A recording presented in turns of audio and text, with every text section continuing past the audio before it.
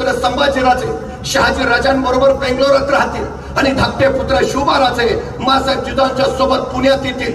संभाजीराजे कर्नाटकात राज्य विस्तार करतील तर धाकटे शिवबाराजे महाराष्ट्रात राज्य उभा करतील. 12 वर्षाचे शिवबाराजे मासाहेब जिजाऊंच्या सोबत पुण्याकडे यायला निघाले. यावेळी एका 12 वर्षाच्या पुत्राला एका पित्यानं काय द्यावं? आमचा मुलगा जर कुठे निघाला तर आम्ही काय देतो? डबा वेळेवर खा. आणखीच काळजी असेल तर आई सांगते नीट जा नीट ये.